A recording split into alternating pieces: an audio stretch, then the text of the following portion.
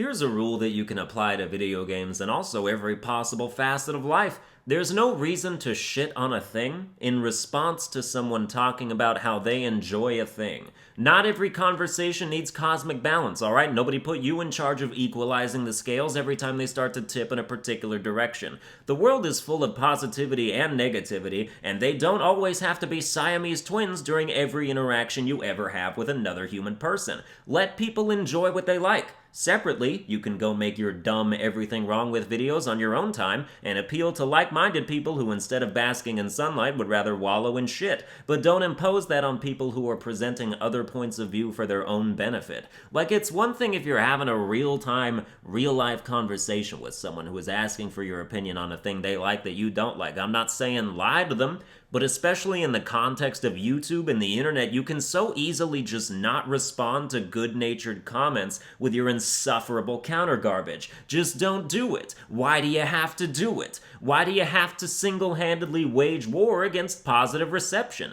Let people like things. I will never understand the appeal of a mindset that takes a pretty universally well-received piece of entertainment and then analyzes it with a microscope, searching every nook and cranny for something to dislike. Some of these people overall like the thing they're dissecting, but they still do it, and I can't fathom it. Can you not let yourself feel unimpeded joy? Like, do you have to squash it at every turn so it doesn't make you weak? Some people think I take things like this too seriously, but you must actually hate yourself if you would invest any amount of time into ruining your own enjoyment of something, and that makes me sad. Why does this perfectly good video game have to be collateral damage in your quest to undermine yourself? People worked so hard on it. They invested so much time and money and passion into creating this thing for you, only to have you turn your nose up at it as you're preparing to slit your own throat. Cut it out! The attitude, not your throat. Although, whatever. I mean, I get what I'm saying versus what this video series is called, but even as I may superficially shit on things other people happen to like,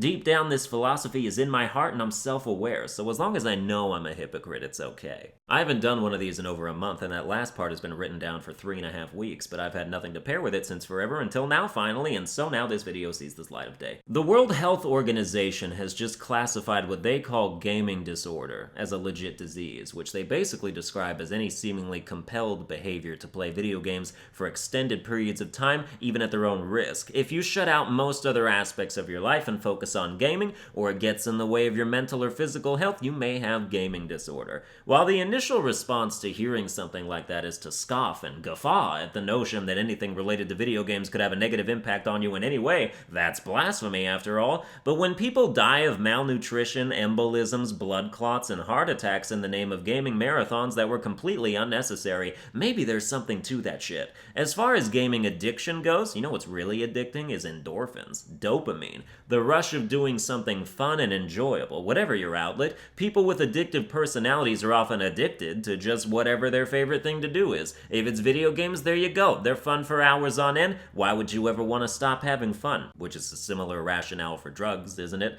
On the other hand, nobody ever died reading books for 27 days straight, so maybe the activity itself does in fact matter.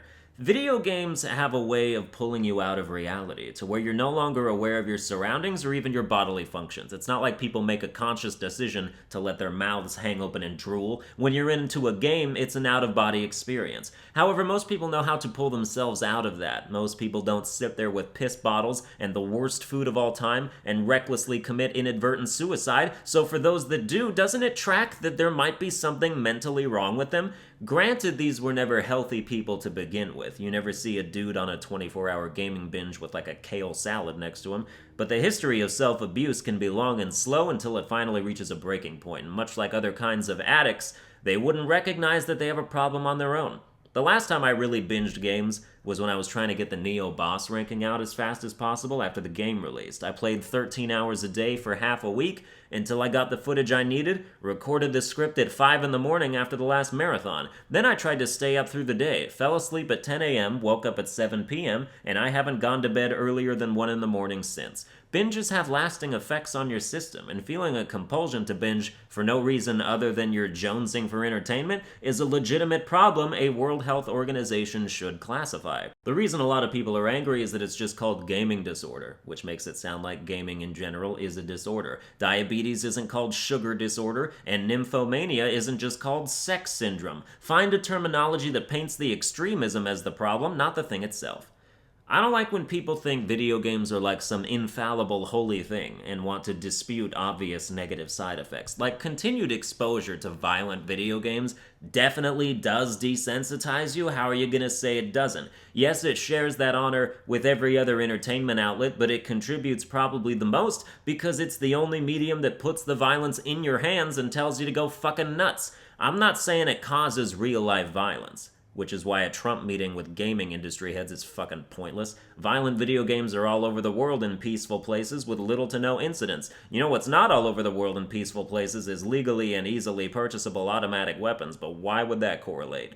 People say there's tons of gun violence in video games, and there sure is. You know what else there is? All the medieval weaponry you could ever dream of. There are just as many games about swords as guns, yet no samurai has gone rogue in the streets and started slicing up bystanders even though swords are even easier to buy than guns are. Why? Because video games do not beget reality. If they did, you'd be hearing about a lot more mass hidden blade assassinations. Horizon Zero Dawn's been out for a year. Where are all the bow killings? No human death in the history of the world can be attributed to a moonlight greatsword, that's all I'm saying. So no, video games do not inherently cause violence. That's an easy one. You hear stories like that one guy who stabbed someone over a copy of GTA 5. That dude would have stabbed someone over a Klondike bar. It's so annoying when news media covers some in-house family murder and they're like, we looked in the boy's room and he had video games. It's unclear whether they are related to the crime. Well then don't fucking say anything, huh? There was a half-eaten donut on the counter. You think that might have had something to do with it? You hapless, inquisitive morons. Why don't you tell everyone about the Iron Maiden shirt you found in his closet? I guess the debate is coming back. I wish squashing it in my circle of the internet could accomplish something, but this is just for me and you. Well, that's going to do it for this episode. I hope you enjoyed it. If you did, you can like, share, and subscribe, and I'll see you guys next time.